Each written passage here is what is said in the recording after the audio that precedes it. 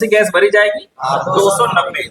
अब देखिए ये कंप्रेसर का कौन सी लाइन डिस्चार्ज लाइन है, पहली पहचान तो हमारी तीनों पाइप देखेंगे तो पतली कोई दिखेगी। एक पाइप पतली दिख रही है ना, मतलब वो डिस्चार्ज लाइन है। दूसरी पहचान की जो पाइप इस कंडेंसर के साथ कनेक्ट होगी वो डिस्चार्ज लाइन होगी। तो देखिए ये डिस्चार्ज लाइन है और यहाँ से घूम करके ऐसे नीचे होकर के यहाँ से आई और ये गई है कंडेंसर में। ये कंडेंसर जैसे फ्रिज का प्लेट टाइप इवापोरेटर था, देखिए वैसा ही देखने में लग रहा है, लेकिन ये लोहे का बना हुआ है, पूरा लोहे का ये कंडेंसर है और ये पूरा ऐसे ऐसे घूमा हुआ है। पूरा कंडेंसर घूमने के बाद गैस यहाँ से निकली और निकल करके गई। ये क्या लगा है, फिल्टर है ना, फिल्टर। और फिल्टर में सिलिकॉन की गोलियां भी हैं, देखिए आवाज सुनाई दे रहा होगा ना, इसमें सिलिकॉन की गोलियां हैं। और फिल्टर के बाद यहाँ से गैस निकल के जा रही है और यहीं से चली गई है ऊपर। ऊपर कहाँ जाएगी, इवापोरेटर में। और इवापोरेटर से दूसरी पाइप ये मोटी वाली आ रही है, ये आ रही है इस थर्माकोल की सहायता से, देखिए यहाँ से गई और ये गई है सक्शन।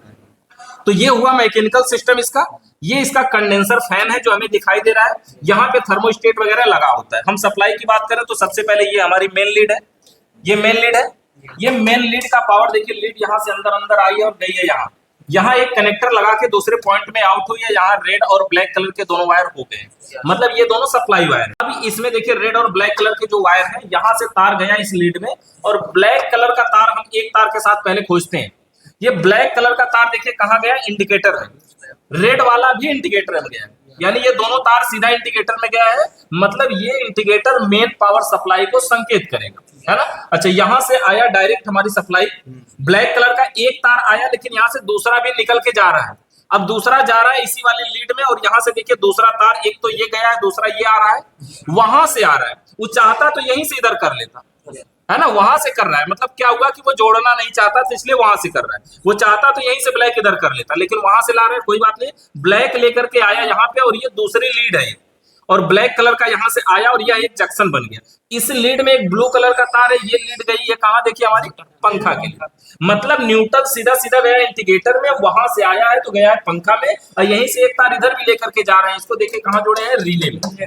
अब ये ओएलपी में भी हो सकता है या रिले में भी हो सकता है, कोई दिक्कत नहीं है इससे। ये हो गया रिले में, तो न्यूट्रल हो गया खत्म। फेज की बात करें, ये रेड का तार यहाँ से गया और रेड कलर का थर्मो यहाँ इंडिकेटर में गया, वहीं से निकल के थर्मोस्टेट में गया। तो ये डायरेक्ट गया ना, फेस यहीं तक आया, बाकी अब कहीं फेस नहीं है। अब जहां भी जाएगा थर्मोस्टेट से आउट होने के बाद जाएगा। थर्मोस्टेट ने सप्लाई को जब आउट किया तो ये व्हाइट कलर का तार हो गया। व्हाइट कलर के वायर से देखिए इस लीड के जरिए तार आया यहाँ तक, यहाँ पे ये तार जोड़े हुए हैं ब्राउन में। अब एक तार इस ब्राउन में जा रहा है और ये ब्राउन वाला लीड किसका है, पंखा का।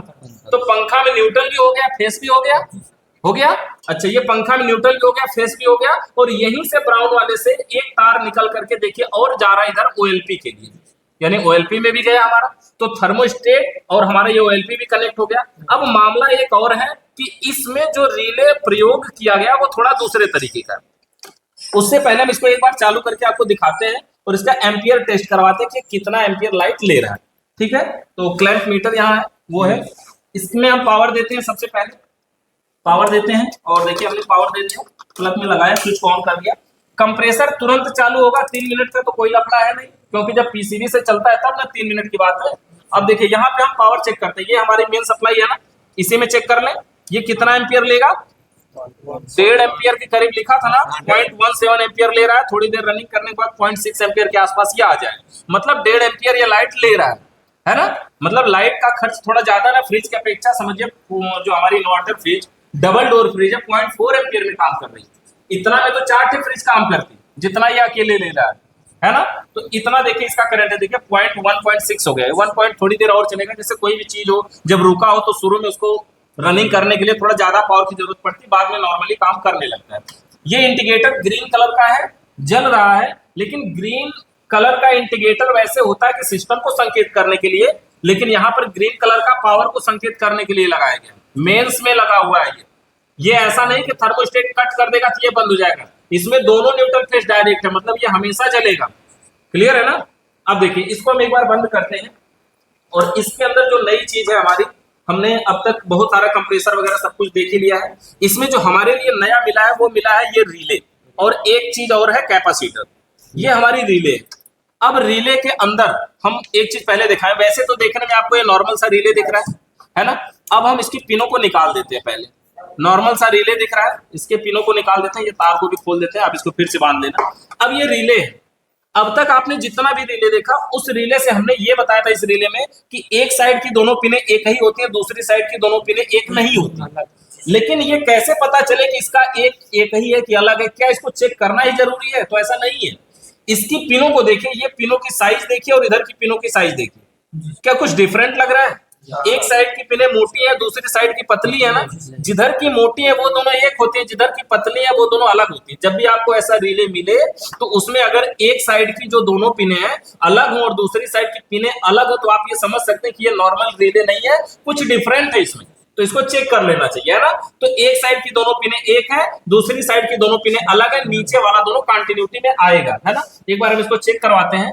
कंटिन्यूटी मोड पे ऑन करिए और इसको देखिए, एक साइड का एक पिन और दूसरी साइड का दूसरी पिन, यहाँ पे विप की आवाज आ रही है, मतलब ठीक है। एक साइड की दोनों एक है, दूसरी साइड की दोनों एक नहीं है, यहाँ पे कोई विप की आवाज नहीं है। लेकिन नीचे वाला दाहिने से बाएं सिरेमिक डिस्क के जरिए कनेक्ट होता है, मतलब कुछ रीडिंग आएगी लेकिन विप की आवाज नहीं आएगी। तो आ रही है रीडिंग ना, मतलब ये सही है रिले, है ना। तो ये नॉर्मल रिले नहीं है। दूसरी बात, कैपेसिटर का कौन सा तार कहाँ लगाया जाएगा, ये बात कैसे पता करें? तो इस पे लिखा होता है, यहाँ पर देखिए एक पे लिखा है सी लिखा है, मतलब ये कॉमन वाला हो गया। कॉमन वाला जो वायर होता है वो कहाँ लगता है रिले में? रिले में किस साइड में लगता है? रिले के लगता है बाएं साइड में, स्टार्टिंग साइड में, निचले पॉइंट पे, है ना। और जो इसके अलावा दूसरा है, देखिए यहाँ पर क्या लिखा, हाई हार्म लिखा है, तो ये हाई वाला किस पे लगता है? स्टार्टिंग में लगता है। और जिस पे लिखा है फैन, ये कहाँ लगता है? ये रनिंग में लगता है ना। तो अब देखिए, पहली बात तो ये हो गई कि लिखा हुआ है इस पे। दूसरी बात, ये न लिखा हो तो क्या हुआ? देखिए ये जो थिम्बल होते हैं ना, ये थिम्बल भी उसी साइज के होते हैं, कि बड़ा थिम्बल तो उठे छोटा थिम्बल। अब जो बड़ा है वो बड़े में लगेगा, है ना, और जो छोटा है वो छोटे में लगेगा। लेकिन अब इसमें थोड़ा कंफ्यूजन, इसमें कंफ्यूजन के लिए हमें देखना पड़ेगा, ये सी लिखा है कॉमन और ब्लैक कलर का वायर है, यानी कि ये नीचे वाले में लगेगा, कॉमन वाला निचले में लगता है और ब्लू वाला हमारा ऊपरे में लगता है। ये हो गया। ऐसे करके हम इसका कनेक्शन कर सकते हैं। अब बात ये है कि अगर मान लीजिए इसका तार टूट जाए, वैसे देखिए ये अगर बोले कि ये मिट जाए तो क्या करेंगे, तो ये मिटने वाला नहीं है। देखिए ये बॉडी में लिखा है, बिल्कुल प्रिंटेड नहीं है, बॉडी पे लिखा हुआ है, तो ये प्रिंटेड नहीं है। फिर भी अगर कैपेसिटर की पावर चेक करना है तो यहाँ पे एमएफडी मीटर रखे हुए हैं पीछे, ये देखिए। किसी भी कैपेसिटर को टेस्ट करने के लिए हमारे पास ये एमएफडी मीटर होना चाहिए। पकड़िए इसको, हमने 20 एमएफडी पे ऑन किया हुआ है इसको, है ना। 20 एमएफडी पे ऑन करने का मतलब 20 से नीचे की पावर को ये बता पाएगा। तो हम पहले एक तार ये कॉमन वाला यानी ब्लैक वाला है और एक तार फैन वाला ये ब्राउन वाला, ब्लैक और ब्राउन को चेक करते हैं। ब्लैक और ब्राउन को चेक करते हैं। तो देखिए एक तार को हम यहाँ पे ब्लैक वाले पे लगा देते हैं और एक तार को ये ब्राउन वाले पे लगाइए। ये पिन है, ये दबाने वाला है ऐसे, ठीक है। तो ऐसे लगा दिया और कुछ एमएफडी की पावर शो कर रही है, 5 एमएफडी, मतलब 5 एमएफडी का ये रनिंग कैपेसिटर। अब अगर इसको हम यहां से उठा करके दूसरे पे लगाएं, देखिए दूसरे पे लगाएंगे तो शायद ये नहीं बताएगा, क्योंकि ये 20 तक सेट है ना, तो देखिए नहीं बता रहा है ना। इसको और आगे बढ़ाइए, 200 पे करिए। अब ये देखिए यहाँ पे बताएगा इसकी जो पावर है, देखिए 62-61 एमएफडी का है ये। तो इसके अंदर दो कैपेसिटर, एक 5 एमएफडी का पावर का रनिंग कैपेसिटर और 61 एमएफडी का स्टार्टिंग कैपेसिटर इसी में लगा हुआ है ना। तो ये इस तरह से हम कैपेसिटर को भी टेस्ट कर सकते हैं कि कौन सा वायर किसका है, और बढ़िया से लगा करके वायरिंग कर सकते हैं, इसका कनेक्शन कर सकते हैं। अब इसको आप लोग बारी बारी से अपने हिसाब से चेक करिए, जो भी इसके अंदर रिले चेक करना चाहते हैं, कैपेसिटर चेक करना चाहते हैं, वायरिंग चेक करना चाहते हैं, या पंखा चेक करना चाहते हैं। इसका एवापोरेटर खराब होता है तो उसमें पाइपिंग करना पड़ता है। दो तरीका होता है, पहली चीज पाइपिंग होता है। पाइपिंग कैसा होता है? अलग से कॉपर की पाइप उसमें घुमाया जाता है। हम आपको दिखा देते हैं, फोटो दिखाते हैं। ये देखिए कोई एवापोरेटर है इस फ्रीजर का, अगर खराब हो जाए तो ऐसी पाइपिंग भी कर सकते हैं लोग, लेकिन ऐसी पाइपिंग करना बहुत महंगा पड़ता है। लगभग 8 से 10 हजार रुपए का खर्च आता है एक फ्रिज में पाइपिंग करने, क्योंकि 6000 से 7000 रुपए की तो पाइप ही आती है उतना।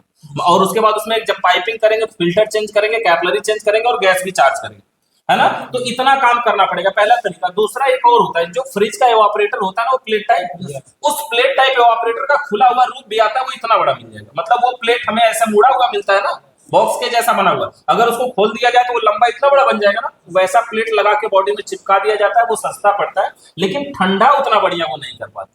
वो फ्रिज को ठंडा करने के लिए बनाया ना, फ्रीजर में कितना बढ़िया ठंडा कर देगा, जबकि इसमें ज्यादा सामान को ठंडा करवाना होता है और ज्यादा ठंडा भी करवाना होता है, तो इसलिए वो उसमें उतना बढ़िया काम नहीं कर पाता। बाकी वो जुगाड़ किया जा सकता है।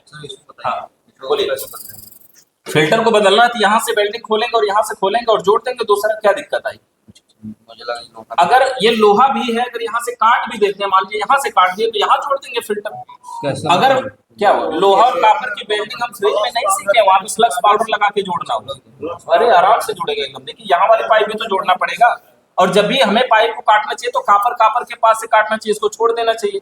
जब तक बच सके बचाइए, नहीं बचता है तो कोई बात नहीं है। और अगर नॉर्मल है कोई और आपको दोबारा लगे कि ना बुलाने वाले हैं, तो यहाँ पे अगर बुलाने वाले हो, यहाँ कापर की पाइप को बढ़ा करके यहाँ जोड़ लीजिए, आगे से फिर कापर आप वेल्डिंग करते रहिए, है ना। और अगर मान लीजिए कि वैसे ही जोड़ना है तो फिर उसी में जुगाड़ लगा के, पाइप आपके पास नहीं है तो जोड़ दीजिए, उस समय भी जोड़ दीजिए। कापर एक बार लगा देंगे तो बड़ी हो जाएगी, फिर काटते रहिए, जोड़ते रहिए, फिर जब छोटी हो जाए फिर बड़ी कर लीजिए अपनी जरूरत के हिसाब से। ये देखिए कंप्लीट मंथ ऑफ 7/2022। ये सेल्फ वैक्यूम एक प्रक्रिया होती है, उसके लिए भी होता है ये। और कभी कभी चोक हो जाता है कंडेंसर में, तो यहाँ से पहले लीक करवा लेना चाहिए, उसके लिए भी होता है। ठीक है, इस की पूंछ है, और ये एवापोरेटर में टच होती है। देखिए ये एक पाइप है, एवापोरेटर से आई हुई है, कंपनी बना के देती है इसको, हमें सिर्फ इसमें इसको डाल देना होता है बस, और कुछ नहीं है। उसमें ये ऑटोमेटिक एवापोरेटर के संपर्क में चली जाती है। ये थर्मोस्टेट यहाँ पर है। ठीक है, तो अब हिसाब से तो अभी आप लोग देख सकते हैं ये लोग प्रैक्टिकल खुद कर रहे हैं। एक बार बता दिया गया इन लोगों को, अब लोग बारी बारी से प्रैक्टिकल करेंगे, इसकी पूरी जानकारी लेंगे। अगर आप लोग टेक्निकल से रिलेटेड काम सीखना चाहते हैं तो हमारे माई टेक्निकल इंस्टीट्यूट में संपर्क कर सकते हैं। कोर्स इंक्वायरी नंबर जो स्क्रीन पर नंबर शो हो रहा है, कोर्स की पूरी जानकारी दी जाएगी। वीडियो देखने के लिए आप सभी लोगों को धन्यवाद।